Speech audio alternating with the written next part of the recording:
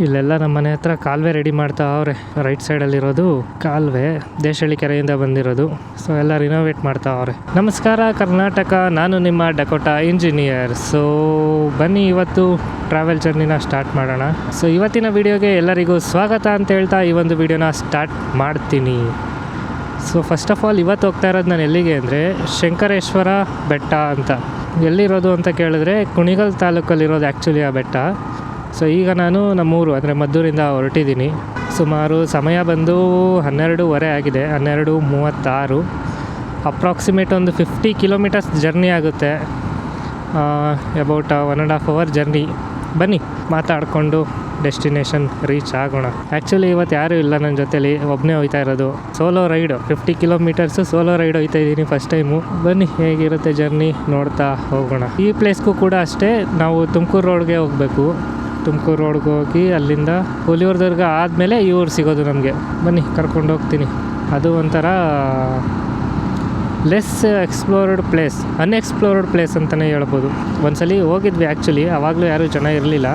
ದೇವಸ್ಥಾನ ಕೂಡ ಕ್ಲೋಸ್ ಆಗಿತ್ತು. ಫ್ರೀಕ್ವೆಂಟಾಗಿ ಏನಕ್ಕೆ ಲಾಂಗ್ ಫಾರ್ಮ್ ವೀಡಿಯೋಸ್ ಬರ್ತಿಲ್ಲ ಅಂದರೆ, ಈಗ ನಾನು ವರ್ಕ್ ಫ್ರಮ್ ಆಫೀಸ್ ಮಾಡ್ತಾಯಿದ್ದೀನಿ. ಇಷ್ಟು ದಿನ ವರ್ಕ್ ಫ್ರಮ್ ಹೋಮಲ್ಲಿದ್ದೆ, ಈಗ ಆಫೀಸಿಗೆ ಶಿಫ್ಟ್ ಆಗಿದ್ದೀನಿ, ಪಿ ಜಿಗೆ ಶಿಫ್ಟ್ ಆಗಿದ್ದೀನಿ. ಸೊ ವಿಡಿಯೋ ಮಾಡೋದು ಸ್ವಲ್ಪ ಇದ್ಮೇಲೆ ವೀಕ್ಲಿ ಒನ್ಸ್ ಅಷ್ಟೇ ವಿಡಿಯೋ ಮಾಡೋಕ್ಕಾಗೋದು. ಏನಕ್ಕಂದರೆ ವೀಕೆಂಡಲ್ಲಿ ಮಾತ್ರ it's possible to make a video. Week ಡೇಸಲ್ಲಿ ತುಂಬ ಕಷ್ಟ ಆಫೀಸಿಗೆ ಹೋಗಿ ಬಂದು. ಸೊ ಅದಕ್ಕಾಗಿ ಇವಾಗ ವಿಡಿಯೋ ಮಾಡೋಕ್ಕೆ ವೀಕೆಂಡ್ಸ್ಗೆ ಶಿಫ್ಟ್ ಮಾಡಿಬಿಟ್ಟಿದ್ದೀನಿ. ಮಾಮೂಲಿ same Tumakuru road, Adigas hotel, left straight. ಮುಂದೆ ಎಲ್ಲರೂ ಪೆಟ್ರೋಲ್ ಹಾಕ್ಸ್ಕೊಬೇಕು. ಪೆಟ್ರೋಲ್ ಕಮ್ಮಿ ಐತೆ ಗಾಡೀಲಿ. ಒಂದು ಎಷ್ಟು ಇಲ್ಲಿಂದ 50 ಕಿಲೋಮೀಟ್ರ್ ಅಂದರೆ ಒಂದು 250 ರೂಪಾಯಿಗೆ ಪೆಟ್ರೋಲ್ ಹಾಕ್ಸ್ಕೊಂಡ್ರೆ ಸಾಕು, ಆರಾಮಾಗಿ ಹೋಗ್ಬಿಟ್ಟು ಬರುತ್ತೆ. ಹೇಗೇನು ಹೆಮ್ನಳ್ಳಿ ಲಾಸ್ಟ್ ಟೈಮ್ ಬಂದಿದ್ದಾಗ ಇಲ್ಲೊಂದು ಜೀಪ್ ನಿಂತಿತ್ತು. ಈಗ ಜೀಪ್ ಇಲ್ಲ, ರೋಡಲ್ಲೇ ಇರಬೇಕು ಅಂತ ಏನು ರೂಲ್ಸ್ ಇಲ್ವಲ್ಲ, ಮನೆಗೆ ಎತ್ಕೋಗಿ ಹಾಕೊಂಡಿರ್ತಾರೆ. ಹೆವಿ ಡೇಂಜರ್ ಜಾಗ ಇದು, ಆದರೂ ಓವರ್ಟೇಕ್ ಮಾಡೋಕ್ಕೆ ಬರ್ತಾರೆ. ನಮ್ಮ ಮಿಡಲ್ ಕ್ಲಾಸ್ ಕಂಟೆಂಟ್ ಕ್ರಿಯೇಟರ್ಸ್ಗೆ ಏನು ದೊಡ್ಡ ಪ್ರಾಬ್ಲಮ್ ಅಂದರೆ ಈ ಜನಗಳು ಮಾತಾಡೋದು. ಸೊ ಏನಪ್ಪ ಅಂದರೆ ನಾವೇನೋ ಒಂದು ಕೆಲಸ ಮಾಡ್ತಾಯಿದ್ದೀವಿ ಅಂದರೆ ಅದನ್ನು ಅಪ್ರಿಷಿಯೇಟ್ ಮಾಡೋದು ಬೇಡ, ಅಟ್ಲೀಸ್ಟು ನಮ್ಮ ಪಾಡಿಗೆ ನಮ್ಮನ್ನ ಬಿಟ್ಬಿಡ್ಬೇಕು. ಸುಮ್ಮನೆ ಏನೇನೋ ಮಾತಾಡೋದು. ಭಾರತ್ ಪೆಟ್ರೋಲಿಯಂ ಮುಂದೆ ಪೆಟ್ರೋಲ್ ಬಂಕ್ ಇದೆಯಾ ಇಲ್ವೋ ಗೊತ್ತಿಲ್ಲ, ಇಲ್ಲೇ ಹಾಕ್ಸ್ಕೊಟ್ಬಿಡೋಣ. ಅಫ್ಘಾನ್ ಜಲೇಬಿ 250 ಅಣ್ಣ ಆಗಿದೆ ಅಣ್ಣ. Yeah let's start the ride again. Fuel fill ಆಯಿತು. ನೋಡೋಣ, 12:30 ಮದ್ದೂರಿಂದ ಹೊರಟಿದ್ದೀನಿ, ಎಷ್ಟೊತ್ತಾಗುತ್ತೆ ಅಂತ ರಿಟರ್ನ್ ಹೋಗೋಕ್ಕೆ. ಸೊ ಬೇಗ ಹೋದರೆ ಇನ್ನೊಂದು ಸ್ವಲ್ಪ ಕೆಲಸ ಇದೆ, ಇನ್ನೊಂದು ವೀಡಿಯೋ ಮಾಡಬೇಕು. ಅಂದರೆ ವೀಡಿಯೋ ಮೀನ್ಸ್ ನಂದು ಮೋಟೋ ವ್ಲಾಗಿಂಗ್ ಸೆಟಪ್ ಏನಿದೆ ಅದನ್ನ ತಿಳಿಸ್ಕೊಡೋಣ ಅಂತ ಅಂದ್ಕೊಂಡು ಬಂದಿದ್ದೆ ಆಫೀಸಿಂದ ಬರಬೇಕಾದ್ರೆ, ಟೈಮ್ ಸಿಕ್ಕರೆ. ಸೊ ಟೈಮ್ ನೋಡೋಣ, ಈವ್ನಿಂಗ್ ಆದರೂ ಪ್ರಾಬ್ಲಮ್ ಇಲ್ಲ. ಕೆಸ್ತೂರು, ಈಗ ಕೆಸ್ತೂರು ಬಿಟ್ಟಿದ್ದೀವಿ. ಇನ್ನೂ ಒಂದು 30 ಚಿಲ್ಲರೆ ಕಿಲೋಮೀಟ್ರ್ ಇದೆ ಅನಿಸುತ್ತೆ. 39 ಕಿಲೋಮೀಟ್ರ್ ಅದೇ ಕುಣಿಗಲ್ಲೇ ಸಿಕ್ಬಿಡುತ್ತೆ. ಸೊ ನಾವು ಕುಣಿಗಲ್ವರೆಗೂ ಹೋಗಬೇಕಾಗಿರೋ ಅವಶ್ಯಕತೆ ಇಲ್ಲ. ಕುಣಿಗಲ್ಲಿಂದ ಸ್ವಲ್ಪ ಹಿಂದೆಯೇ ಆಫ್ಟರ್ ಹುಲಿಯೂರು ದುರ್ಗ ನಮಗೆ ಪ್ಲೇಸಸ್ ಸಿಗುತ್ತೆ ಲೆಫ್ಟ್ ಸೈಡಿಗೆ ಆದಂಗೆ. ಸ್ವಲ್ಪ ಕಾಡು ಥರನೇ ಇದೆ. ಆಮೇಲೆ ಬೆಟ್ಟ, ಜನಗಳು ಬೇರೆ ಯಾರೂ ಇರಲ್ಲ, ಭಯ ಆಗುತ್ತೆ ಒಂದೊಂದು ಸೈಡು. ಬಟ್ ನನ್ನ ಫ್ರೆಂಡ್ಸ್ ಯಾರೂ ಫ್ರೀ ಇರಲಿಲ್ಲ ಇವತ್ತು. ಫೋನ್ ಮಾಡಿದೆ ಬರ್ತೀರಾ ಅಂತ, ಯಾರೂ ಫ್ರೀ ಇಲ್ದಿರೋ ಕಾರಣದಿಂದ ಒಬ್ಬನೇ ಹೋಗಬೇಕಾಗಿರೋ ಅಂಥ ಪರಿಸ್ಥಿತಿ ಬಂದಿದೆ. ಒಂದು ಕಡೆ ಏನು ಮನಸ್ಸು ಅಂದರೆ ಸ್ಕಿಪ್ ಮಾಡಿಬಿಡೋಣ, ನೆಕ್ಸ್ಟ್ ವೀಕ್ ವಿಡಿಯೋ ಮಾಡೋಣ ಅಂತ ಬಂದ್ಬಿಟ್ಟಿತ್ತು ಮೈಂಡ್ಗೆ ಆಗಲೇ. ಬಟ್ ಹಿಂಗೆ ಸ್ಕಿಪ್ ಮಾಡ್ತಾ ಹೋದರೆ ಯಾವ ಕೆಲಸನೂ ಆಗಲ್ಲ. ಸೊ ಅದರಿಂದ again I started to go alone. ಈ ಗಾಡಿದು ಬೇರೆ ಪ್ರಾಬ್ಲಮ್ ಇದೆ ಸ್ವಲ್ಪ. ಏನೋ ಒಳಗಡೆ ಟೈಮಿಂಗ್ ಚೈನ್ ಇರುತ್ತಲ್ಲ, ಅದು ಆದಷ್ಟು ಬೇಗ ಚೇಂಜ್ ಮಾಡಿಸಿ ಅಂತ ಹೇಳಿದರು ಮೆಕ್ಯಾನಿಕ್ಕು. ಟೈಮಿಂಗ್ ಚೈನು ಮತ್ತು ಕ್ಲಚ್ ಪ್ಲೇಟು ನಾನು ಬೇರೆ ಇನ್ನೂ ಮಾಡಿಸಿಲ್ಲ. ಅದ್ರದ್ದು ಒಂಚೂರು ಭಯ ಅಷ್ಟೇ, ಅಲ್ಲೇನಾದರೂ ಕೈ ಕೊಟ್ಬಿಟ್ರೆ ಅಂತ. ಬಟ್ ಕೈ ಕೊಡಲ್ಲ ಅಂತ ಅಂದ್ಕೊಂಡಿದ್ದೀನಿ. ಟೈಮ್ ಖರಾಬಾಗಿದ್ದಾಗ ನಾವ್ಯಾರೂ ಏನೂ ಮಾಡೋಕ್ಕಾಗಲ್ಲ. ಹಿಂಗಾಗಬೇಕು ಅಂತ ಇದ್ದರೆ ಹಿಂಗಾಗೇ ಆಗುತ್ತೆ. ಪ್ರಾಬ್ಲಮ್ ಕೊಡಬೇಕು ಅಂತ ಇದ್ದರೆ ಪ್ರಾಬ್ಲಮ್ ಕೊಟ್ಟೇ ಕೊಡುತ್ತೆ. ವಾಟ್ ಎವರ್ ಏನೇ ಎಷ್ಟೇ ಪ್ರಿಕಾಷನ್ಸ್ ತೊಗೊಂಡ್ರೂ ಪ್ರಾಬ್ಲಮ್ ಆಗಲೇಬೇಕು ಅಂತಿದ್ರೆ ಹಾಗೇ ಆಗುತ್ತೆ. ಅದನ್ನ ಯಾರ ಕೈಲೂ ತಡೆದು ನಿಲ್ಸೋಕ್ಕಾಗೋದೇ ಇಲ್ಲ. ಕಟ್ಟಿಟ್ಟ ಬುತ್ತಿ. ಇದೇನಕ್ಕೆ ನಾನು ಮಿರರ್ ಈ ರೀತಿ ಅಡ್ಜಸ್ಟ್ ಮಾಡ್ಕೊಂಡಿದ್ದೀನಿ ಕ್ಯಾಮ್ರಾ ಕಾಣೋ ಥರ ಅಂದರೆ, ನನಗೆ ಒಂದು ಕನ್ಫರ್ಮೇಷನ್ ಬೇಕು. ಅಂದರೆ ಈಗ ಕ್ಯಾಮ್ರಾ ರನ್ ಆಗ್ತಿದೆಯಾ, ಅಥವಾ ಒಂದೊಂದ್ಸಲ ಆಟೋಮೆಟಿಕ್ಕಾಗಿ ಸ್ಟಾಪ್ ಆಗಿಬಿಟ್ಟಿರುತ್ತೆ. ಏನಕ್ಕೆ ಕ್ಯಾಮ್ರಾ ಹೀಟ್ ಜಾಸ್ತಿ ಆದಾಗ ಸ್ಟಾಪ್ ಆಗಿಬಿಟ್ಟಿರುತ್ತೆ. ಸೊ ಅಂಥ ಟೈಮಲ್ಲಿ ನಾವು ಸುಮ್ಮನೆ ಎಷ್ಟು ಮಾತಾಡಿದ್ರೂ ವೇಸ್ಟ್ ಆಗಿಬಿಟ್ಟಿರುತ್ತೆ. ಒಂದ್ಸಲ ಎಕ್ಸ್ಪೀರಿಯೆನ್ಸ್ ಆಗಿದೆ ಈ ಥರ. ಅದಕ್ಕೋಸ್ಕರ ಈ ಮಿರರ್ನ ಈ ಆ್ಯಂಗಲಲ್ಲಿ ಅಡ್ಜಸ್ಟ್ ಮಾಡ್ಕೊಂಡಿದ್ದೀನಿ. ಇದು ಮಲ್ಲನಕುಪ್ಪೆ. ಇಲ್ಲಿಂದ ರೈಟ್ ಹೋದರೆ ಗೌಡಗೆರೆ ಸಿಗುತ್ತೆ.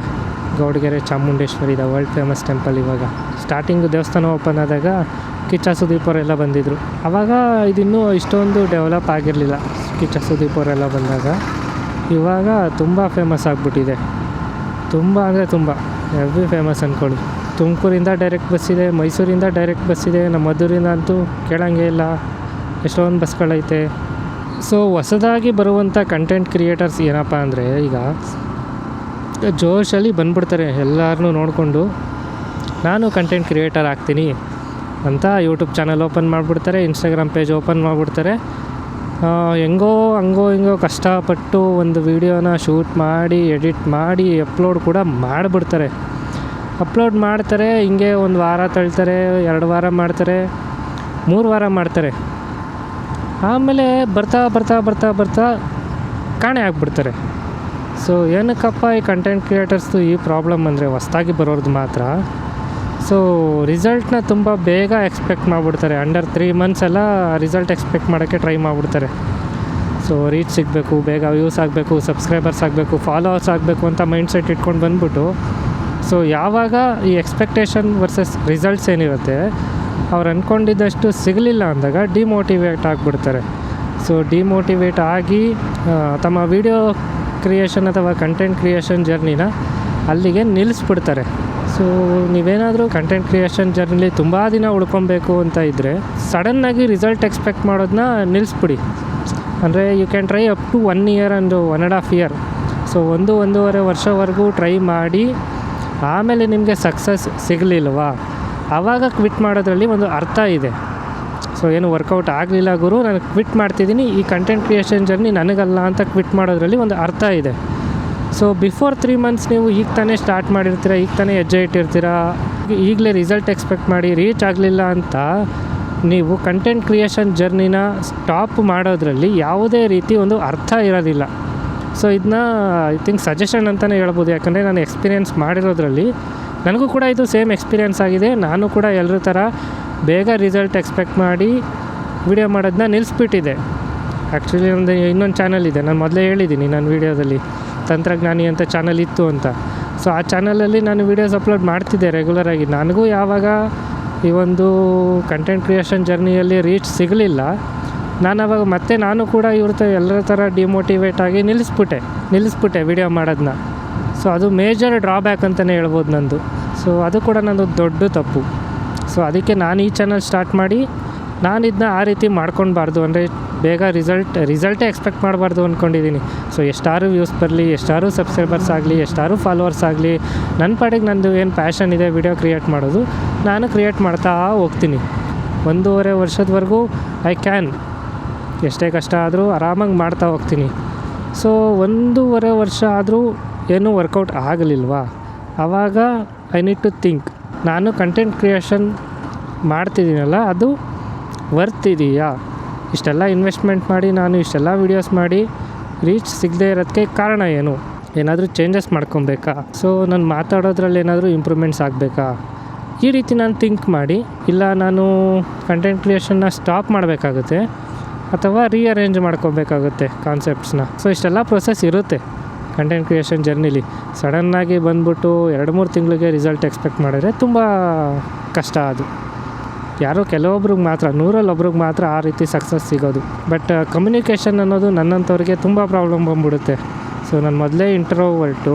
ಸೊ ನಮಗೆ ಮಾತೇ ಬಂಡವಾಳ ಆಗಬೇಕು ಅಂತ ಇದ್ದಾಗ ತುಂಬ ಕಲಿಯೋದಿರುತ್ತೆ. ಸೊ ಕಲಿಯೋಕ್ಕೆ 1 ವರ್ಷ ಕೂಡ ಹಿಡಿಬೋದು, 2 ವರ್ಷ ಹಿಡಿಬೋದು. It takes time, no issues. ಇದರಿಂದ ಅಡ್ವಾಂಟೇಜ್ ಏನಪ್ಪ ಅಂದರೆ ಕಂಟೆಂಟ್ ಕ್ರಿಯೇಷನ್ ಬರೀ ರೀಚು ಫಾಲೋವರ್ಸ್ಗೋಸ್ಕರನೇ ಮಾಡಬೇಕು ಅಂತೇನಿಲ್ಲ. ಸೊ ನಮ್ಮ ಸೆಲ್ಫ್ ಗ್ರೋತ್ ಕೂಡ ಆಗುತ್ತೆ. ಯಾವ ರೀತಿ? ನಾವು ಮಾತಾಡೋದು ಕಲಿತೀವಿ, ತುಂಬ ಮಾತಾಡೋದು ಕಲಿತೀವಿ, ಮತ್ತು ಸ್ಟೋರಿ ಟೆಲ್ಲಿಂಗ್ ಸ್ಕಿಲ್ಸ್ ಬಿಲ್ಡ್ ಆಗ್ತಾ ಹೋಗುತ್ತೆ. ಆ್ಯಂಡ್ ಹೊಸ ಜನಗಳಿಗೆ, ಒಬ್ಬರು ಅಥವಾ ಇಬ್ರಿಗಾದರೂ ಹೊಸ ಜನಗಳಿಗೆ ರೀಚ್ ಆಗೇ ಆಗ್ತೀವಿ. ನೀವೆಂಥದೇ ಕಂಟೆಂಟ್ ಮಾಡಿ ಒಬ್ಬರು ಅಥವಾ ಇಬ್ಬರಾದರೂ ನಿಮಗೆ ಹೊಸ ಒಂದು ಫ್ರೆಂಡ್ಸ್ಗಳು ಸಿಗ್ತಾರೆ. At any cost. ನಿಮಗೆ ಎಷ್ಟಾದರೂ ವ್ಯೂಸ್ ಬರಲಿ, ಎಷ್ಟಾದರೂ ಸಬ್ಸ್ಕ್ರೈಬರ್ಸ್ ಇರಲಿ, ನಿಮಗೆ ಒಬ್ಬರಾದರೂ ಹೊಸ ಫ್ರೆಂಡು ಸಿಗ್ತಾರೆ. ಇದಂತೂ ತುಂಬ ಗ್ಯಾರಂಟಿ ಅಂತ ಹೇಳ್ಬೋದು. ಸೊ ಲಾಸ್ ಅಂತೂ ಏನೂ ಇಲ್ಲ. ಅಂದರೆ ನೀವು ಇನ್ವೆಸ್ಟ್ ಮಾಡೋದು ಬಿಡೋದು ನಿಮಗೆ ಬಿಟ್ಟಿದ್ದು. ಕ್ಯಾಮ್ರಾನೇ ತೊಗೊಬೇಕು ಅಂತೇನಿಲ್ಲ, ನಿಮ್ಮ ಹತ್ರ ಇರೋ ಫೋನಲ್ಲೇ ವಿಡಿಯೋ ಮಾಡ್ತಾ ಹೋಗ್ಬೋದು. ಮೈಕ್ನೇ ತಗೊಬೇಕು ಅಂತೇನಿರಲ್ಲ, ನಿಮ್ಮ ಫೋನಲ್ಲೇ ಚೆನ್ನಾಗಿರೋ ಮೈಕ್ ಕೊಟ್ಟಿರ್ತಾರೆ. If you want good audio clarity ನಿಮಗೆ 500-600 ರೂಪಾಯಲ್ಲೂ ಕೂಡ ಮೈಕ್ ಸಿಗುತ್ತೆ. You can use that also. So no problem in the content creation. ಏನು ಪ್ರಾಬ್ಲಮ್ ಅಂತ ಏನೂ ಇಲ್ಲ. ನಿಮ್ಮ ಟೈಮ್ನ ಇದಕ್ಕೆ ಇನ್ವೆಸ್ಟ್ ಮಾಡ್ತೀರಾ ಅಷ್ಟೇ. ನಿಮ್ಮ ಟೈಮ್ನ ಇದಕ್ಕೆ ಇನ್ವೆಸ್ಟ್ ಮಾಡಿದ್ರೆ ಎಷ್ಟೊಂದು ಅಡ್ವಾಂಟೇಜ್ಗಳಿದೆ. If you give good content, ನೀವೇನಾದರೂ ಒಳ್ಳೆ ಕಂಟೆಂಟ್ ಕೊಡ್ತಿದ್ದೀರಾ ಅಂದರೆ ನಿಮ್ಮನ್ನ ಜನ ಫಾಲೋ ಮಾಡ್ತಾರೆ, ಸಬ್ಸ್ಕ್ರೈಬ್ ಮಾಡ್ಕೊತಾರೆ. ಸೊ ಅವ್ರ ಜೀವನಕ್ಕೂ ಕೂಡ ಅಳವಡಿಸ್ಕೊತಾರೆ. ಏನಾದರೂ ಗುಡ್ ಥಿಂಗ್ಸ್ ಇತ್ತು ಅಂದರೆ at the end of the day it up to you, it belongs to you only. ನಿಮಗೇನು ಇಷ್ಟ ಬರುತ್ತೆ ಆ ಕೆಲಸನ ಮಾಡಬೇಕಷ್ಟೆ.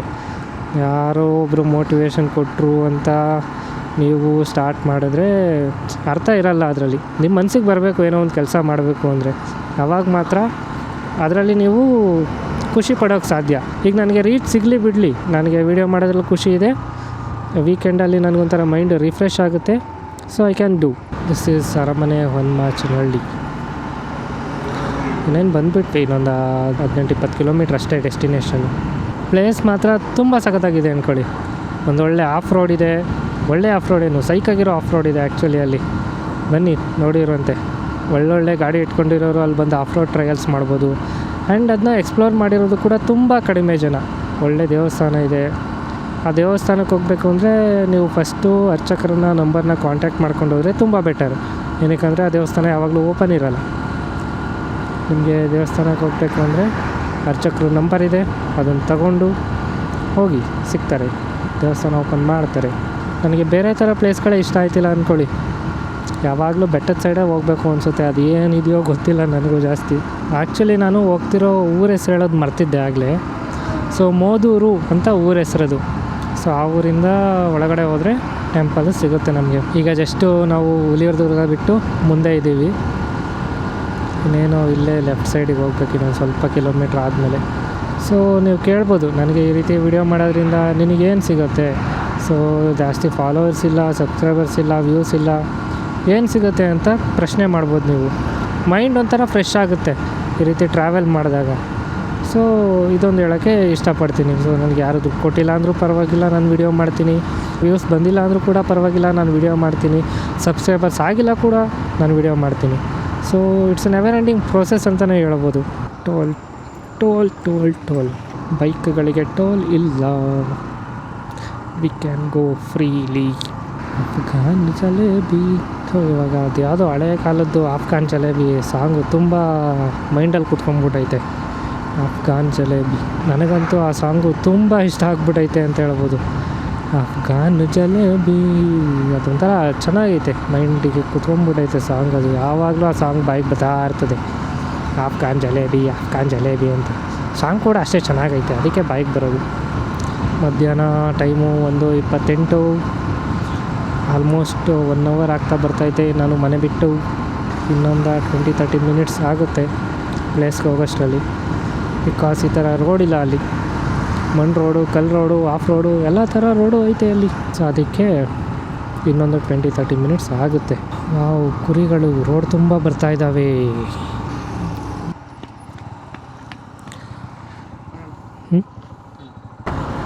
ಎಲ್ಲಿವರೆಗೆ ಹೋಗಬೇಕು? ಎಲ್ಲಿವರೆಗೆ ಹೋಗಬೇಕು? ದೊಡ್ಡ ಮಾವತ್ತೂರು.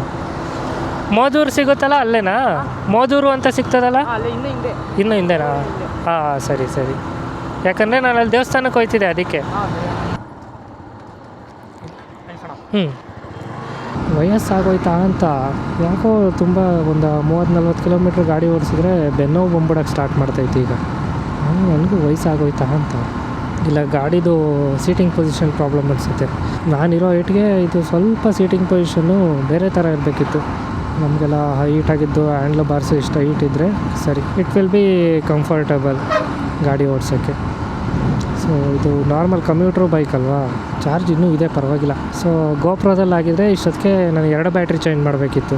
DJI Action 5 Pro ಆಗಿರೋದ್ರಿಂದ ಸಿಂಗಲ್ ಬ್ಯಾಟ್ರಿಯಲ್ಲೇ ಓಡ್ತಿದೆ ಮದ್ದೂರಿಂದ ಇಲ್ಲಿವರೆಗೂ.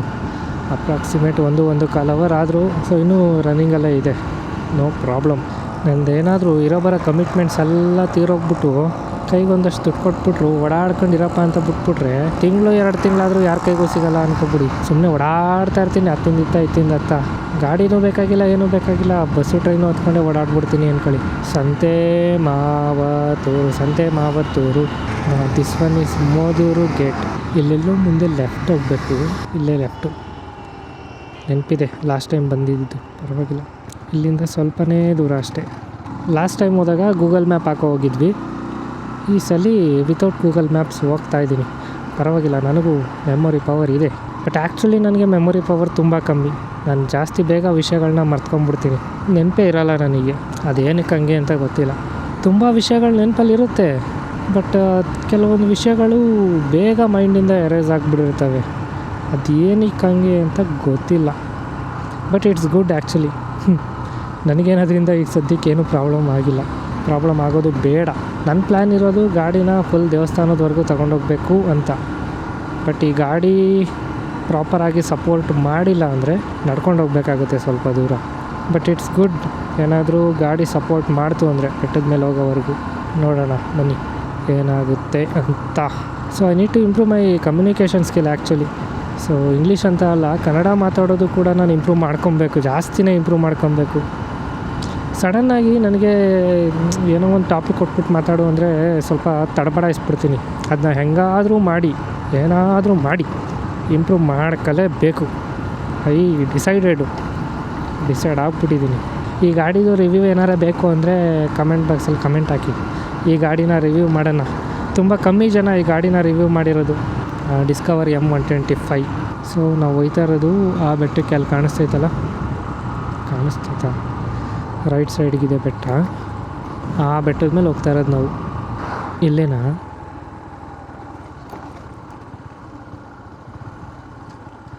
ಅಲ್ಲೇ ಅನಿಸುತ್ತೆ. ಈಗ ಆ್ಯಕ್ಚುಲಿ ನನಗೆ ಮ್ಯಾಪ್ನ ಅವಶ್ಯಕತೆ ಇದೆ. ಅದೇ ರೋಡ್ ಆ್ಯಕ್ಚುಲಿ. ನಾವು ಮುಂದೆ ಬಂದುಬಿಟ್ಟಿದ್ದೀನಿ, ಒಂದು 20 ಮೀಟರ್ಸ್ ಮುಂದೆ ಬಂದುಬಿಟ್ಟಿದ್ದೀನಿ.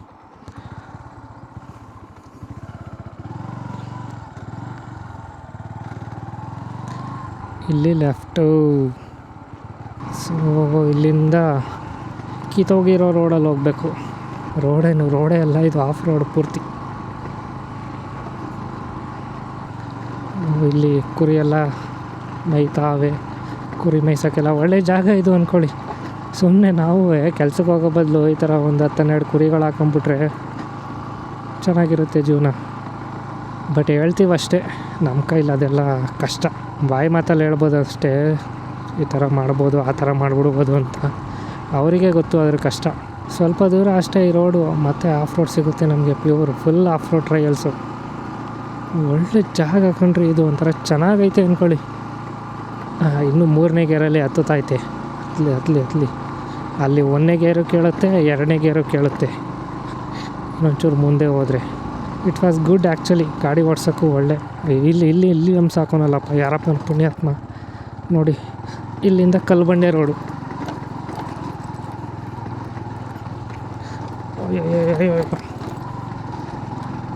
ಹತ್ತು.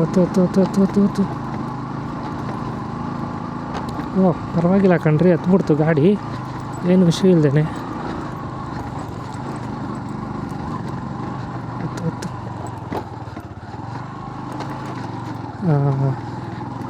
ಇಲ್ಲೆಲ್ಲ ಕಲ್ಬಂಡೆ.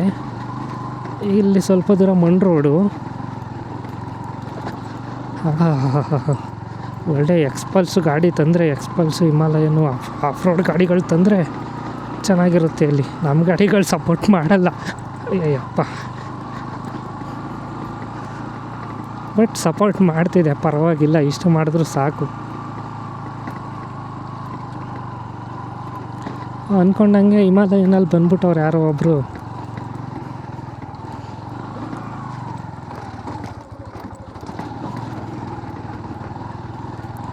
ಹೊಸ ಹಿಮಾಲಯನ್.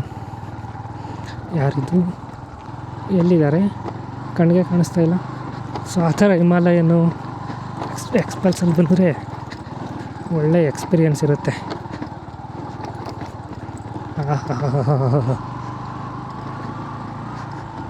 ಇಲ್ಲಿಂದ ಮಣ್ ರೋಡ್ ಮತ್ತೆ.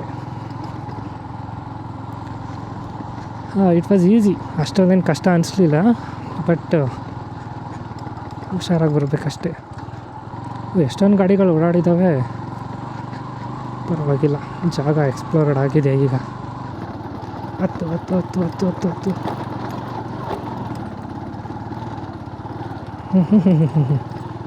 ಅಂತೂ ಇಂತೂ ಟಾಪ್ವರೆಗೂ ಗಾಡಿ ಎತ್ಕೊಂಡು ಬಂದ್ಬಿಟ್ಟೆ. ತುಂಬ ಖುಷಿ ಆಯ್ತಿದೆ. ಅಯ್ಯಪ್ಪ,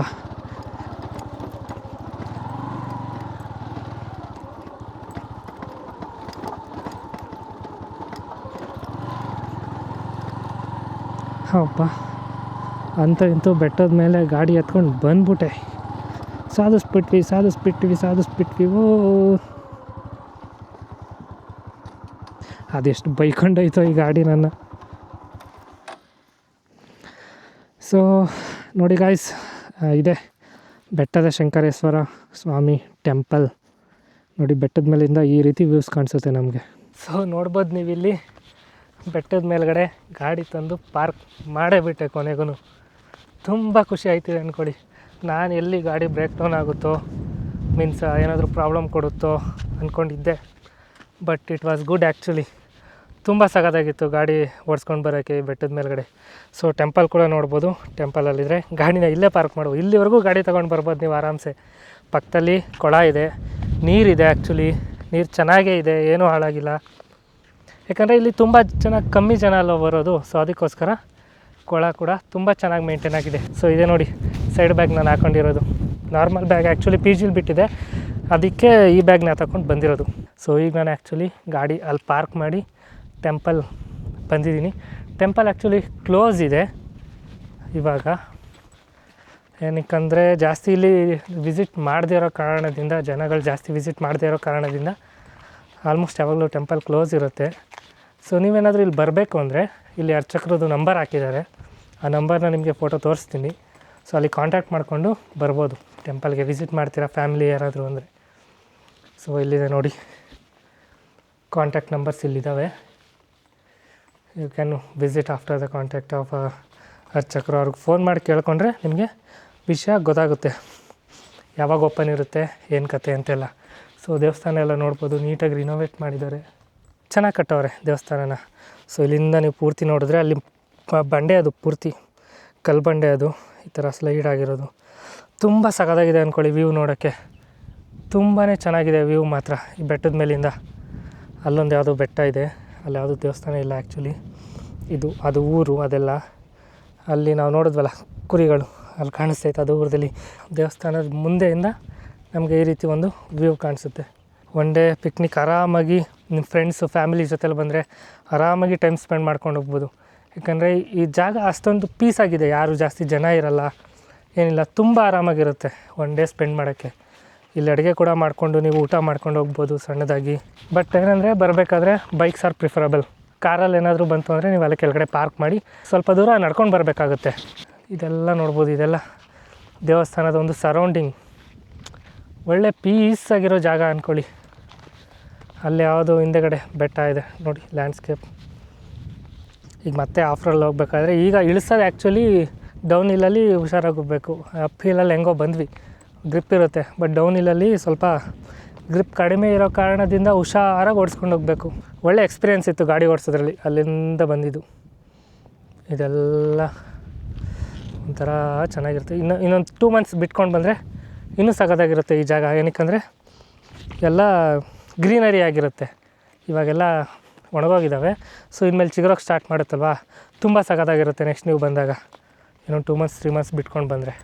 ವಿಡಿಯೋ ಇಷ್ಟ ಆಗಿತ್ತು ಅಂದ್ಕೊತೀನಿ. ಬನ್ನಿ ಇವಾಗ ಇಲ್ಲಿಂದ ಹೊರಡೋಣ. ಇಲ್ಲೆಲ್ಲ ಸೌದೆಗಳಿದೆ, ಇದನ್ನ ಹಾಕ್ಕೊಂಡು ನೀವು ಅಲ್ಲಿ ಒಲೆ ಯಾರು ಅಡುಗೆ ಮಾಡಿದ್ದಾರೆ ಆ್ಯಕ್ಚುಲಿ ಬಂದು. ಈ ಥರ ನೀವು ಅಡುಗೆ ಮಾಡಿಕೊಂಡು ಟೈಮ್ ಸ್ಪೆಂಡ್ ಮಾಡ್ಕೊಂಡು ಹೋಗ್ಬೋದು, ಚೆನ್ನಾಗಿರುತ್ತೆ. ಒಬ್ಬೊಬ್ಬರೇ ಬರೋಕ್ಕಿಂತ ನೀವು ಗ್ರೂಪ್ಸಲ್ಲಿ ಬನ್ನಿ, ತುಂಬ ಚೆನ್ನಾಗಿರುತ್ತೆ ಸ್ಪೆಂಡ್ ಮಾಡೋಕ್ಕೆ ಟೈಮ್ನ. ಓಕೆ, ನಾವೀಗ ಇಲ್ಲಿಂದ ಹೊರಡೋಣ, ಸಿಗೋಣ ಬೈಕಲ್ಲಿ ಮತ್ತೆ. Okay, bye. ಸೊ ಬನ್ನಿ, we can start the ride again. ಇವಾಗ ಮತ್ತೆ ನಮ್ಮ ಮನೆ ಕಡೆ ರೈಡ್ನ ಸ್ಟಾರ್ಟ್ ಮಾಡೋಣ.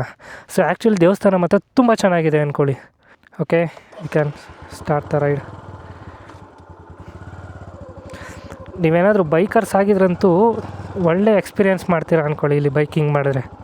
ಎಲ್ಲಿಂದ ಬಂದೆ ಅನ್ನೋದೇ ಮರ್ತೋಯ್ತಲ್ಲ ಇವಾಗ ನನಗೆ. ಇಲ್ಲಿ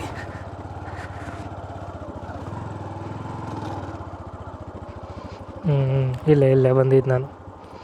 ಆದರೂ ಹುಷಾರಾಗಿ ಗಾಡಿ ಓಡಿಸ್ಬೇಕಿಲ್ಲೆಲ್ಲ, ತುಂಬ ಹುಷಾರಾಗಿ ಗಾಡಿ ಓಡಿಸ್ಕೊಂಡು ಬರಬೇಕು. ತುಂಬ ಹುಷಾರಾಗಿ ಗಾಡಿ ಓಡಿಸ್ಕೊಂಡು ರಿಟರ್ನ್ ಹೋಗಬೇಕು.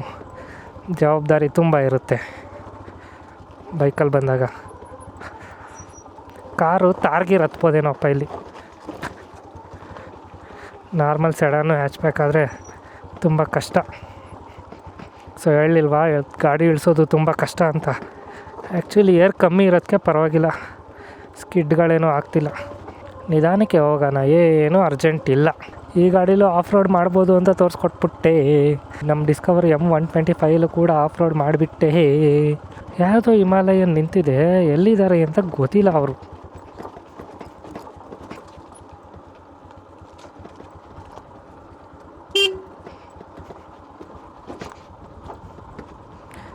ಕಾಣಿಸ್ತಾನೆ ಇಲ್ಲ ಕಣ್ಣಿಗೆ ಅವ್ರಿಗೆ.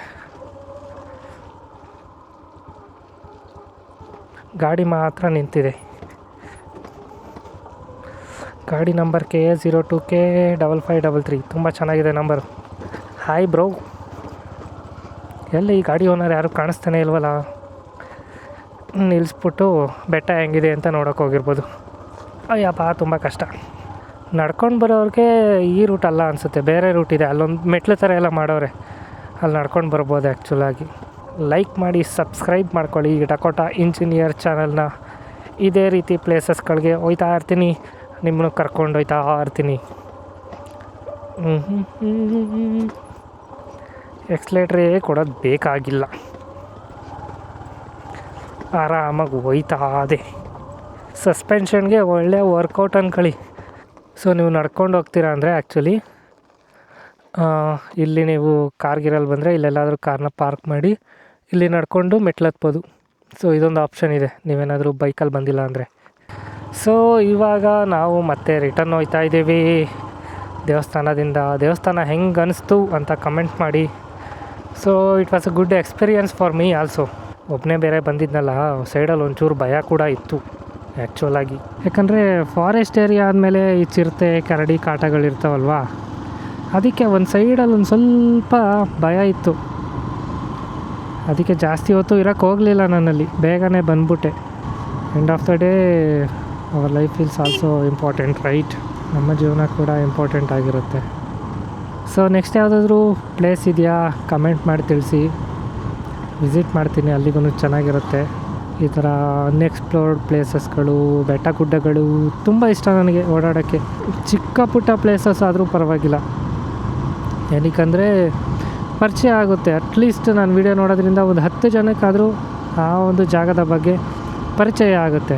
ಸೊ 1000 ಜನ ಇಲ್ಲ 10,000 ಜನ ಇಲ್ಲ ಅಂದರೂ ಕೂಡ 10 ಜನಕ್ಕಾದರೂ ಪರಿಚಯ ಆಗುತ್ತಲ್ಲ, ಅಷ್ಟು ಸಾಕು.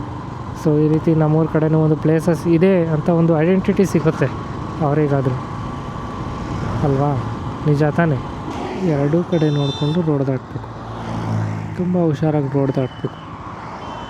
ಗಾಡಿ ತುಂಬ ಸ್ಪೀಡಾಗಿ ಇಡ್ತಾವಿಲ್ಲ.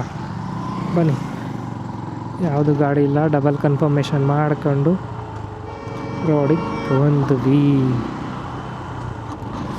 ಈಗ ಮತ್ತೆ ಮದ್ದೂರು ಕಡೆಗೆ ನಮ್ಮ ಪಯಣ ಶುರುವಾಗಿದೆ. ಈಗ ಸಮಯ ಬಂದು 2:16. ನಿದ್ದೆ ಬರ್ತೈತೆ. ಹಿಂದೆ ಬಸ್ಸಣ್ಣ ಬರ್ತಾನೆ. ಬಸ್ಸಣ್ಣ ಹೋದ, ನಾನು ಯಾವಾಗ ಹೋಗ್ತಾ ಇದ್ದೀನಿ. ಮೈಸೂರು ತುಮಕೂರು ಬಸ್ ಅದು ಆ್ಯಕ್ಚುಲಿ. ನೀವೇನಾದರೂ ಒಂದು ಕೆಲಸನ ಮಾಡ್ತಾಯಿದ್ದೀರಾ ಅಂದರೆ ನಿಮ್ಮ ಶ್ರದ್ಧೆ ಅಥವಾ ಮನಸ್ಸನ್ನು ಇಟ್ಟು ಕೆಲಸ ಮಾಡೋಕ್ಕೆ ಸ್ಟಾರ್ಟ್ ಮಾಡಿ.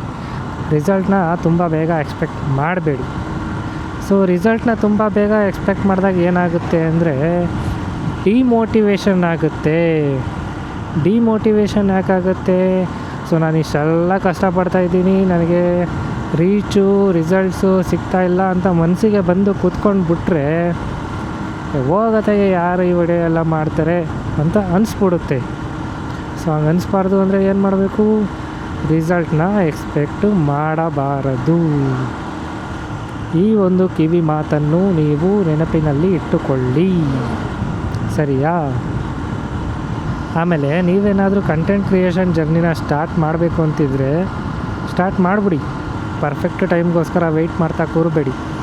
ಸೊ ನಿಮ್ಮ ಹತ್ರ ಮೊಬೈಲ್ ಇತ್ತಾ, ಅದರಲ್ಲೇ ಶೂಟ್ ಮಾಡೋಕ್ಕೆ ಸ್ಟಾರ್ಟ್ ಮಾಡಿ. ನಿಮ್ಮ ಹತ್ರ ದುಡ್ಡಿತ್ತಾ ಒಂದು ಚೆನ್ನಾಗಿರೋ ಒಂದು ಮೈಕ್ ತಗೊಳ್ಳಿ. ಆಡಿಯೋ ಕ್ವಾಲಿಟಿ ತುಂಬಾ ಇಂಪಾರ್ಟೆಂಟ್ ಆಗುತ್ತೆ. ಸೊ ನಾವೇನು ವಿಡಿಯೋ ಮಾಡ್ತೀವಿ, ವಿಡಿಯೋದಲ್ಲಿ 50% ವಿಡಿಯೋ ಕ್ವಾಲಿಟಿ ಆದರೆ 50% audio quality is also important. Audio quality ಚೆನ್ನಾಗಿತ್ತು ಅಂದರೂ ಕೂಡ ವಿಡಿಯೋಸ್ ನೋಡ್ತಾರೆ ಜನಗಳು, ವಿಡಿಯೋ ಕ್ಲಾರಿಟಿನ ಅಷ್ಟೊಂದು ಅಬ್ಸರ್ವ್ ಮಾಡಲ್ಲ. ಬಟ್ ನೀವು ತುಂಬ ಚೆನ್ನಾಗಿರೋ ವಿಡಿಯೋ ಕ್ವಾಲಿಟಿ ಕೊಟ್ಟು ಆಡಿಯೋ ಕ್ವಾಲಿಟಿ ಡಬ್ಬಾ ಥರ ಕೊಟ್ಟರೆ ಯಾರೂ ವೀಡಿಯೋಸ್ ನೋಡಲ್ಲ. ಒಂದೊಳ್ಳೆ ಮೈಕಿಗೆ ಇನ್ವೆಸ್ಟ್ ಮಾಡಿ, ಬೇಜಾರೇ ಇಲ್ಲ, ತಪ್ಪೇ ಇಲ್ಲ ಅದರಲ್ಲಿ, ಒಂದು ಒಳ್ಳೆ ಮೈಕಿಗೆ ಇನ್ವೆಸ್ಟ್ ಮಾಡೋದ್ರಲ್ಲಿ. ಸೊ ನಿಮ್ಗೆ ಇಷ್ಟ ಇತ್ತು ಅಂದರೆ ಮಾತ್ರ. ಸೊ ಇಲ್ಲಿ ಯಾರನ್ನೂ ಫೋರ್ಸ್ ಮಾಡೋಕ್ಕಾಗಲ್ಲ ಕಂಟೆಂಟ್ ಕ್ರಿಯೇಷನ್ ಸ್ಟಾರ್ಟ್ ಮಾಡಿ ಅಂತ. ನಿಮ್ಗೆ ಇದರಲ್ಲಿ ಇಂಟ್ರೆಸ್ಟ್ ಇದೆ ಅಂದರೆ ಮಾತ್ರ ನೀವು ಸ್ಟಾರ್ಟ್ ಮಾಡ್ಬೋದು ವಿತೌಟ್ ಎನಿ ಇನ್ವೆಸ್ಟ್ಮೆಂಟ್. ನಿಮ್ಮ ಹತ್ರ ಒಂದು ಮೊಬೈಲ್ ಇದ್ದರೆ ಸಾಕು. ಮೊಬೈಲು ಇಂಟರ್ನೆಟ್ ಎರಡೇ ಬೇಕಾಗಿರೋದು. ಸೊ ಹೇಳ್ಬೋದು ನನಗೆ ಮಾತಾಡೋಕ್ಕೆ ಬರಲ್ಲ ಕ್ಯಾಮ್ರಾ ಮುಂದೆಗಡೆ ಆ್ಯಂಡ್ ಎಡಿಟ್ ಮಾಡೋಕ್ಕೆ ಗೊತ್ತಿಲ್ಲ ಅಂತ ತುಂಬ ಕಾರಣಗಳು ಕೊಡ್ತಾ ಬರ್ಬೋದು ನೀವು. ಬಟ್ ಯಾರಿಗೂ ಕೂಡ ಸ್ಟಾರ್ಟಿಂಗಲ್ಲಿ ಯಾವ ಕೆಲಸನೂ ಗೊತ್ತಿರಲ್ಲ, ಎಲ್ಲರೂ ಹೊಸಬ್ರೆ. ಸೊ ನೀವು ಕಂಪ್ನಿಗೆ ಜಾಯ್ನ್ ಆಗ್ತೀರಾ ಅಂದರೆ ಅಲ್ಲೂ ಕೂಡ ಟ್ರೈನಿಂಗ್ ಕೊಡ್ತಾರೆ ನಿಮಗೆ ಕೆಲಸ ಮಾಡೋಕ್ಕೆ. ಸೊ ಅದು ಕೂಡ ಹೊಸ್ತೆ ಅಲ್ವಾ ನಿಮಗೆ. ಸೊ ಅದೇ ಥರ ಇದು ಕೂಡ, ಇಲ್ಲೂ ಕೂಡ ತುಂಬ ಟೈಮ್ ತಗೊಳುತ್ತೆ ಸ್ವಲ್ಪ ನೀವು ಪ್ರಾಕ್ಟೀಸ್ ಮಾಡೋಕ್ಕೆ. ಒನ್ಸ್ ನೀವೇನಾದರೂ ಸ್ಟಾರ್ಟ್ ಮಾಡಿದ್ರೆ ಸೊ ನಿಮ್ಗೆ ಗೊತ್ತಾಗುತ್ತೆ ನಾನು ಏನೇನು ಕಲಿಬೇಕು, ಹೇಗೆ ಕಲಿಬೋದು ಅಂತ. ಕಲಿಯೋದೇನಿಲ್ಲ, ನೀವು ರೆಗ್ಯುಲರಾಗಿ ವೀಡಿಯೋಸ್ ಮಾಡ್ತಿದ್ರೆ ಅಭ್ಯಾಸ ಆಗ್ಬಿಡುತ್ತೆ ಅದು ಮಾತಾಡೋದೆಲ್ಲ. So the thing is you need to start ಅಷ್ಟೇ. ಬರೀ ಕಂಟೆಂಟ್ ಕ್ರಿಯೇಷನ್ ಅಂತಲೇ ಹೇಳ್ತಿಲ್ಲ, ನೀವು ಏನೇ ಒಂದು ಕೆಲಸ ಅಂದ್ಕೊಳ್ಳಿ. ಸೊ ಜಾಬ್ ಆಗಿರ್ಬೋದು, ಓದೋಕ್ಕಾಗಿರ್ಬೋದು, ಬಿಸ್ನೆಸ್ ಮಾಡೋಕ್ಕಾಗಿರ್ಬೋದು, ಸೊ ಎಲ್ಲದರಲ್ಲೂ ಅಷ್ಟೇ. ಸೊ ಒಂದು ವೆಯ್ಟ್ ಮಾಡ್ಕೊಂಡು ಹೋದರೆ ಯಾವ ಕೆಲಸನೂ ಸ್ಟಾರ್ಟ್ ಆಗೋಲ್ಲ. ಒನ್ಸ್ ಯು ಸ್ಟಾರ್ಟ್ನಾ ಅಂದರೆ ನೀವು ಯಾವಾಗ ಸ್ಟಾರ್ಟ್ ಮಾಡ್ತೀರಾ ಆವಾಗ ನಿಧಾನಕ್ಕೆ ಗೊತ್ತಾಗ್ತಾ ಹೋಗುತ್ತೆ ಯಾವ ರೀತಿ ಡೆವಲಪ್ ಆಗಬೇಕು ಅಂತ. ಇಷ್ಟೇ ಥಿಂಗ್ಸ್. ವಿಡಿಯೋ ಹೆಂಗನ್ನಿಸ್ತು ಅಂತ ಕಮೆಂಟ್ ಮಾಡಿ ತಿಳಿಸಿ. ವಿಡಿಯೋ ಇಷ್ಟ ಆಗಿತ್ತು ಅಂದರೆ ಲೈಕ್ ಮತ್ತು ಶೇರ್ ಮಾಡೋದನ್ನ ಮರಿಬೇಡಿ. ಆ್ಯಕ್ಚುಲಿ ಹೊಸ ಕಂಟೆಂಟ್ ಕ್ರಿಯೇಟರ್ನ ಸಪೋರ್ಟ್ ಮಾಡಿ. ಸೊ ಡಕೋಟಾ ಇಂಜಿನಿಯರ್ ಇನ್ಸ್ಟಾಗ್ರಾಮ್ ಪೇಜ್ನ ಫಾಲೋ ಮಾಡ್ಕೊಳ್ಳಿ. ನಿಮಗೆ ಪ್ರತಿದಿನ ಒಂದಿಲ್ಲ ಒಂದು ಹೊಸ ಕಂಟೆಂಟ್ ಕೊಡೋಕ್ಕೆ ಟ್ರೈ ಮಾಡ್ತಾನೇ ಇರ್ತೀನಿ. ಇಷ್ಟು ಹೇಳ್ತಾ ನಾನು ನಿಮ್ಮ ಡಕೋಟಾ ಇಂಜಿನಿಯರ್ ಮಾಡುವ ಧನ್ಯವಾದಗಳು. ಸಿಗೋಣ ನೆಕ್ಸ್ಟ್ ವೀಕು ಮುಂದಿನ ವೀಡಿಯೋದಲ್ಲಿ. ಅಲ್ಲಿವರೆಗೂ ಟೇಕ್ ಕೇರ್, ಬೈ ಬಾಯ್.